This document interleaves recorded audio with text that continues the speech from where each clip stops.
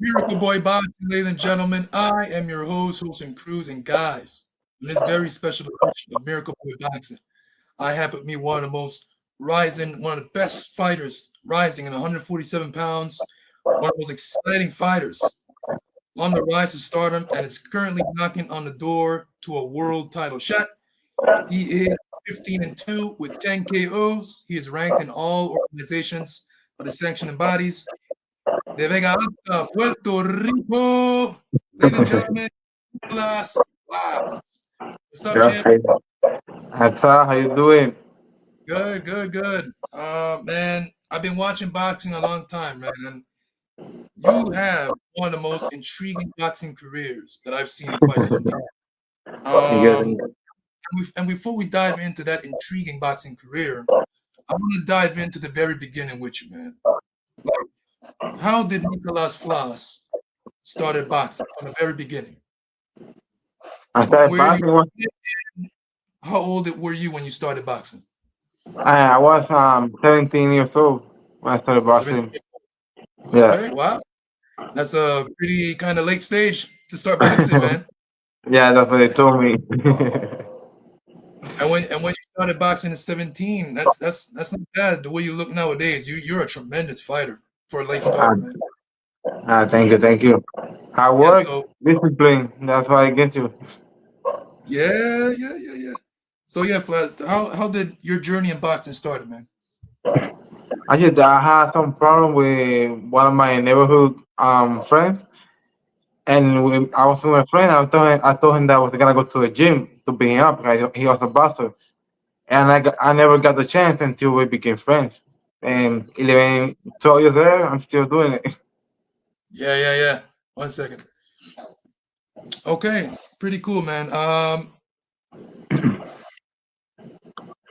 Your part of your tremendous and intriguing boxing career, you had you were coming off a stoppage loss to Boca Chica, right? Yep. What's impressive about your career so far, that's part of it, is the way you were able to bounce back and make a huge turnaround from that loss. And not all fighters are able to bounce back from a loss like that in the way that you did.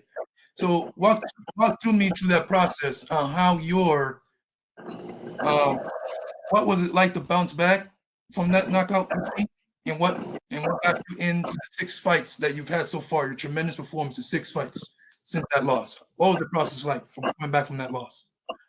Hey, it was a tough process, man. After that knockout, I went to a dark place, went back to the gym, got a lot of support from all my people, my friends. Uh-huh. But mentally, I wasn't on it. I was like, damn, how can I lose like that on such a stage? Yeah. But I recovered. I went back to the gym. I started working, keep working, getting better, fixing Yeah. my mistakes, fixing my mindset. Uh-huh. I was There were 2 years off because I couldn't get a fight, Yeah. and then I got a call to fight Ceballos. Obviously, I was gonna be the underdog, just Yeah. like a stepping stone for him. I got the victory and just kept getting better ever since. Nice. So yeah, I've been following you for a while, man. And yeah, I've been following you since the Brian Sabayo fight. That was a pretty good win coming off that defeat. Brian Sabayo was 13-0 coming in, and you knocked him off. Now, prior to that tremendous turnaround that you had in your career since Boca Chica, one that really stood out to me was your win over Jahai Tucker.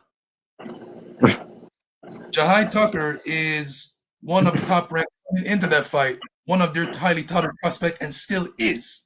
And not much people know who you were coming into that fight until you knocked him off and caused a major upset. When the decision was being announced, I'm watching it and I'm like, and you're like, yo gané, and they hit it. De Vega Alta, Puerto Rico, and your expression was epic. A lot of goosebumps, tremendous feeling. Walk to me through that process and what it was like to get in there and defeat Jahai Tucker and mess up. their plans. Jai Tucker was their highly touted prospect, and you came in and caused a major upset. What was that like? I felt great, man. 'Cause I always get overlooked, and he was a he is a great prospect too. Like he keeps winning, but Yeah, he hasn't. I fought out of my weight class just to get back to get like the exposure, Yeah, and it was an amazing moment for me. good, good, good. Yeah, you guys fought at 154, right? 152, a catch weight. Okay, contracted catch weight. Yeah, Yeah, good. And like how you said, Jahai Tucker hasn't lost since. So the more he wins, the more that victory looks good on your resume. exactly. Yeah, just like Brian Ceballo, he hasn't lost since you beat him. I haven't. Oh, so switching gears a little bit here. In Puerto Rico, there's 178 currently ranked fighters, right? According to BoxRec. Right now, you're currently ranked number 6 amongst the very best in Puerto Rican boxing today. We're talking about Oscar Collazo, Xander Zayas, Edgar Berlanga, Jonathan La Bomba Gonzalez. How does it feel to be ranked among those top names in boxing from 170 to being ranked number 6? That's pretty high. And you're not even a world champion yet. I mean, it feels great, man. Like I said, the hard work is paying off. It just pushed me to keep working harder and it keep getting better. Nice, nice, nice. You're ranked number 10 by the WBA, and Gabriel Maestre is ranked number 9 by the WBA. You guys were supposed to fight back on April 5th, and I think you got injured, right? Yeah, I If have I'm not small injury that I can be from fighting. okay. Is that fight for you still on the horizon? Do you see the fight still happening? It might happen, well, if he keeps fighting because he hasn't fought Yeah, over the years. After he lost to Stanioni, he hasn't fought ever since. okay. And what's intriguing about this fight, if it does happen, you beat Gabriel Maestro in the amateurs. Yeah. Yeah, I was like, wow. It was a great fight. It was a great fight, that one too. Let me see 1 second. Yeah, that fight, I was like, wow. So, and in boxing, in professional fighting, a lot of fighters take losses in the amateurs and are able to go in there and redeem that loss. But you seem to have his number in that amateur fight, and I'm sure you will have his number again if that fight happens in a professional fight in the pro when you guys hook it up again, right? Yeah. Yeah, 'Cause yeah, tremendous. in the amateur, I didn't have the style that I have now. I was a straightforward guy in the amateurs. Yeah, yeah, yeah. You're a much more complete fighter now, so things will be definitely different. Um, Switching gears now, over at Top Rank, the matchmakers they put up on social media that they're looking to make you, Nicklaus Flaz, versus one of Top Rank's highly touted prospect out of the Dominican Republic, who is currently ranked number 2 out of their country, in Rohan Polanco. Rohan Polanco is solid, good punching power, likes to bring the fight like you do. So in terms of styles in boxing, this fight is going to be tremendous once if it gets made. Um, Tell me how you feel about that fight happening if it does happen. I love, I love that fight, man. Honestly, but in the near future, when really comes, it's gonna be a big fight. Okay, yeah, it's going to be a tremendous fight, especially like if it happens in New York or Yeah. even in Puerto Rico. It's going to be a tremendous fight. I, Um, I think it should happen in New York because there's a lot of Puerto Ricans and Dominicans there, yeah, yeah, yeah, yeah. And and it has to be main event. no, no, no, it could be a nice, solid co-main event or a little bit before that, but whichever card that fight lands is going to deliver. Now we can make it a main event. Hopefully by Main next event, year. right? Yeah. Yeah, yeah, yeah. Title eliminator or for a world title next year, we can make it a main event. Why not? Why not? The more the world title is even better. But even without the world title, is a tremendous fight. But and I would love to see it. All right, so I saw one of your recent interviews, champ, and you said you had a sparring with one of the baddest dudes on the planet in Suriel Matias. He's one of my favorite fighters. And I follow him everywhere he goes. Like wherever he fights, I'm more than likely there. He's must see TV, barrage, a lot of punches, punching power. So tell me what was that experience like in putting on the gloves and going in there and sparring a monster like Suriel Matias? I mean, it's a great experience. It's like it's better than a fight. When we spar, there's fireworks everywhere. 10, 12 rounds, just pure adrenaline, throwing a lot of punches. I think in one of our sparring, we threw over 2,000 punches combined. Wow. That's a lot of punch. And you see, another thing with Suriel Matias, he throws a lot of punches. He throws over 80 punches per round. And I'm sure you saw that when you guys sparred, right? You saw the Yeah, tempo, you saw all that punches. And with your style and his style, that must have been a tremendous spar, man. Like it was, man. You can believe people it. would come and pay money to see that spar. Yeah, we Yeah. could try for it. A lot of nip and tuck, I'm sure. Um, so you're on this doorstep to a world title shot, like I mentioned earlier. You're ready to kick that door down. If you had the chance with all the world champions in the 147-pound weight class, from Brian Norman Jr., the WBO champion, you got Jerron Boots Ennis, the WBA and IBF champion, you got Mario Barrios, the WBC champion, and you got Raleigh Romero, who is the WBA champion also. I think Jerron Boots Ennis is the regular, and Raleigh Romero is the regular is the other WBA champion. Because there's two WBA champions. Which of Uh, those champions are you more excited to face? If you had them all lined up right in front of you, who are you going to choose? ah, if it was up to me, I would say Mario Barrios. Maybe get Mario. Mexico versus Puerto Rico again. Yeah, yeah, yeah, yeah. You know that always sells, man. In boxing, it is the most important and biggest rivalry in boxing. Styles make fights. You and Mario Barrios have the makings to be a tremendous firefight. A lot of punches. Both of you guys are warriors, so it will be a special fight, man. And I could see that being a main event fight. Yeah, Easy, it has to easy. be. Yeah, yeah.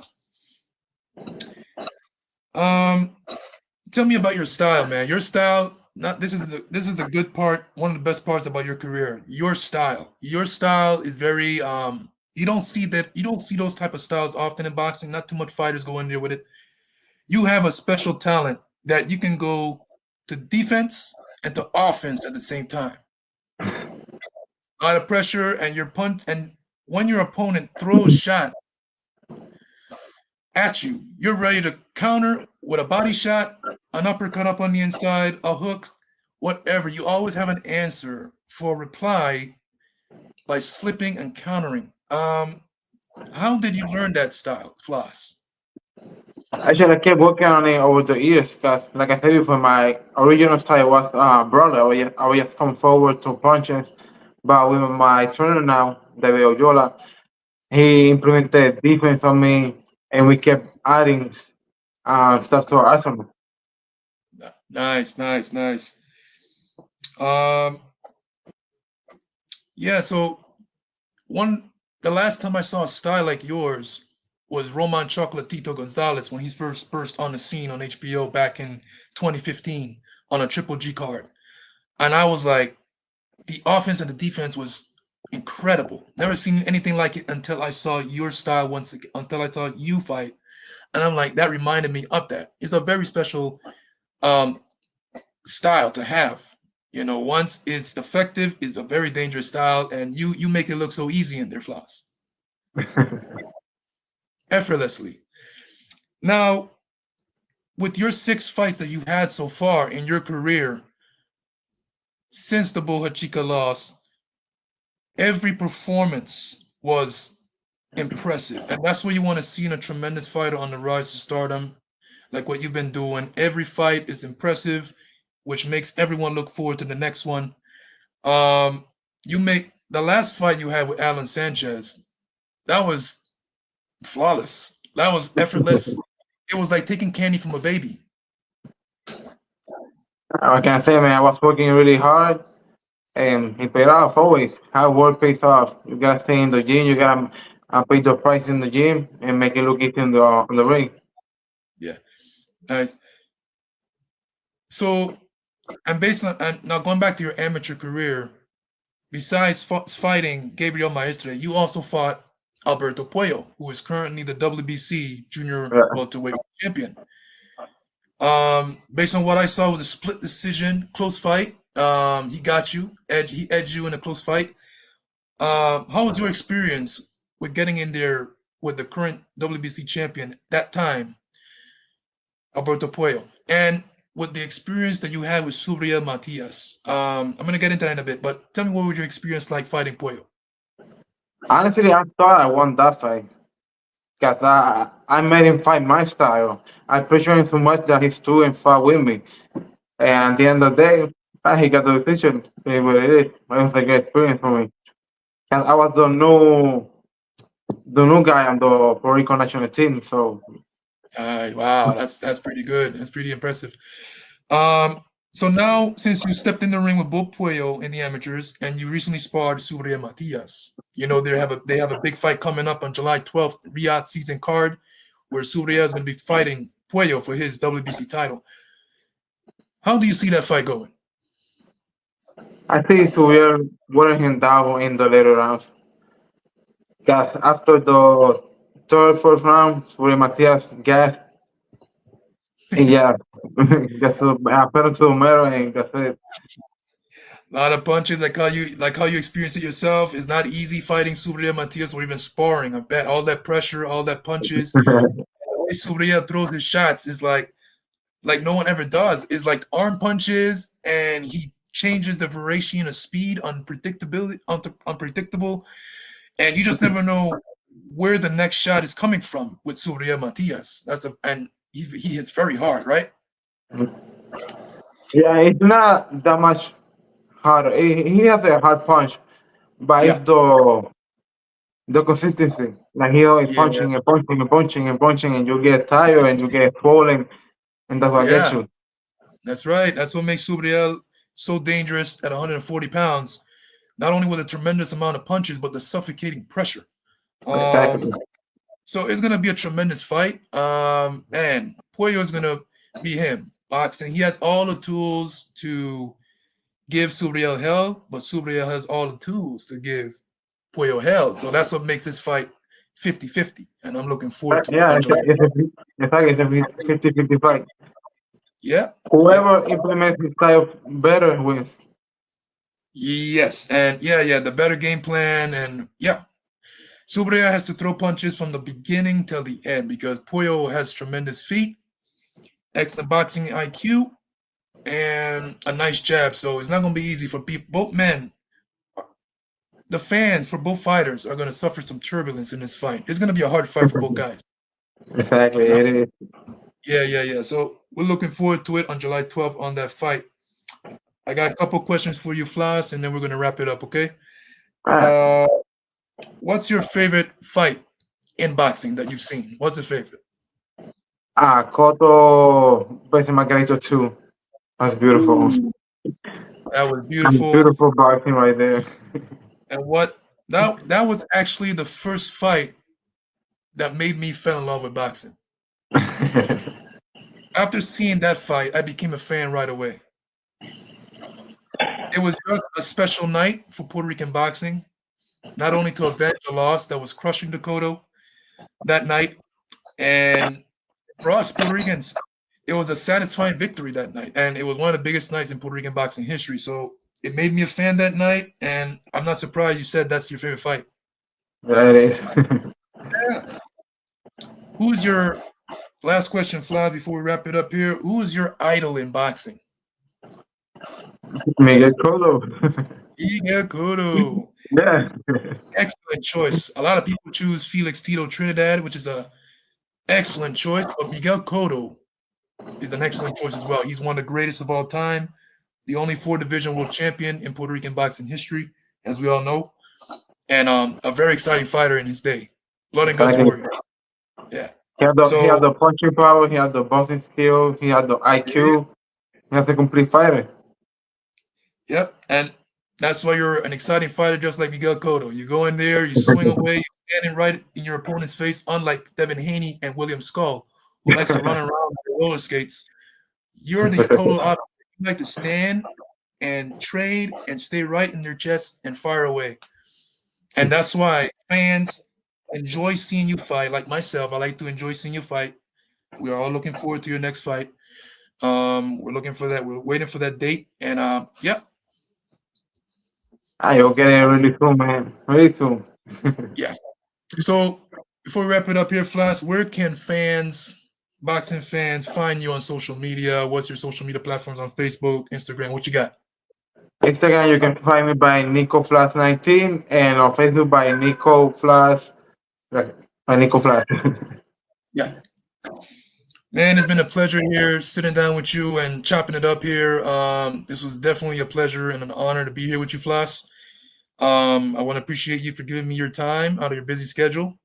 You are a tremendous fighter. I've been watching you for a minute, Thank you. and you have what it takes to be the next world champion for Puerto Rico. You got it. You got it, man. You got the skills, the talent, the power, the aggressiveness. You got it all. So I'm looking forward to your next fight. I'm looking forward to the rest of your career. And you definitely have what it takes to make Puerto Rico proud, man. So keep it up, okay? Yeah. So we're going to keep training, keep working hard to get our title soon. Good, good, good. That's what I want to hear. All right. Want to appreciate the time, Flas. Thanks for coming in and take care, okay? Later. Take care, bro. Okay.